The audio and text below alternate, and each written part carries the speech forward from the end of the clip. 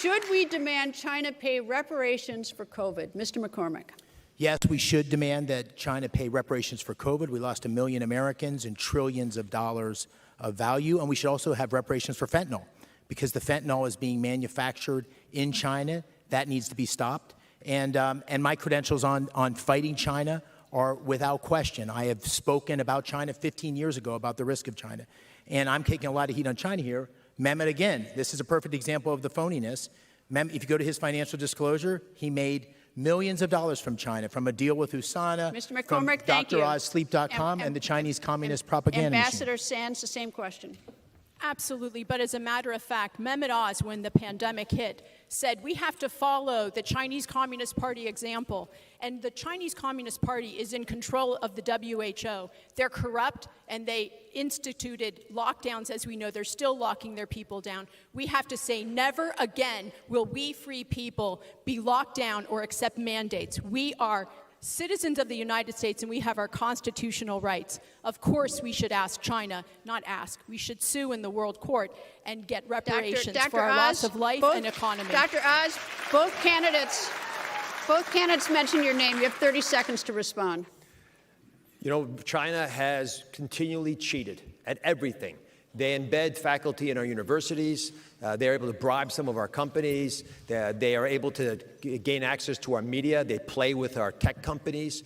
And we have not been serious about the threat they offer. There is no question they owe us reparations. I'd start with the one, well, actually, I'll just start with the debt that we have to them and the account imbalance they refuse to acknowledge because they never honor the deals they make. If you hold them accountable, there's that prayer that they might move in the right direction. Thank you, Dr. Oz. Ms. Barnett. Yes, Mehmet Oz and McCormick is talking real tough on China.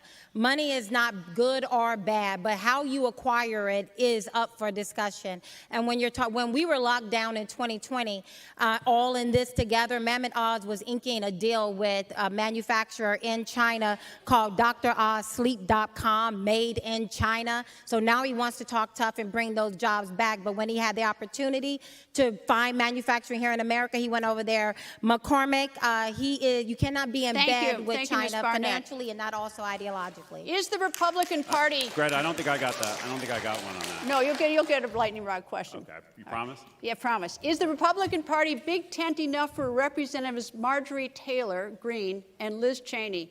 Ms. Barnett, I'll give you that one first. Liz Cheney, no. But if we can make room for AOC, clearly we can make room for Marjorie Greene. Mr. McCormick. Listen, I go across the Commonwealth of Pennsylvania. I don't see a huge fragmentation in our party. I see Pennsylvanians and Pennsylvania Republicans and conservatives coming together around an America First agenda. They believe President Trump's policies took our country in the right direction, and they're terrified of the prospect of John Fetterman. Joe Biden has brought the conservative party together, the Republican Party together, and I think our party is going to win in 2022 because of that. Dr. Oz. The only thing Joe Biden has built back better is the Republican Party. He has worked overtime to give us a reason to unite, but we keep showing up at cultural war knife fights with neatly arranged 3x5 index cards. We have to get into these issues. The liberals are taking over our media. They control much of government. The corporate suites are dominated by their woke ideology in our universities as well. We've got to engage at all levels. We'll need different kinds of people to access these different points. I've been working for almost 2 decades to support our party around the Commonwealth. Now, for those of you watching at home, these two guys have spent almost $60 million fighting with each other. First of all, by the way, I think you should get your money back because 40% of the electorate is still undecided. But they've spent all this money fighting with each other, and my entire campaign has been about bringing the party together to fight for the people of Pennsylvania, our farmers, our energy industry, Pennsylvania families, and Main Streets, of course, across all 67 counties. That's how we win in November. We cannot trust this seat to two people who parachuted in here and are spending all that money fighting with each other. Mr. McCormick and Dr. Oz, you have put out negative ads against each other. Do they violate Reagan's 11th commandment, do not speak ill of another Republican? Mr. McCormick. Well, first, I had ads attacking me before I even announced I was running for office by Mr. Oz, so it was a good welcome to politics. And the ads that have been run against Mehmet are wonderfully in Mehmet's own words. So if you call that a negative ad, I don't think so. I think that's a presentation of a set of positions that are completely incongruent with Republican voters. Listen, he's a Hollywood liberal that has held a set of positions that he has flip-flopped on every single one, and now he's presenting himself as America first. Thank you, Mr. McCormick. And standing on President Trump's shoulders because he can't defend his record. Dr. Oz.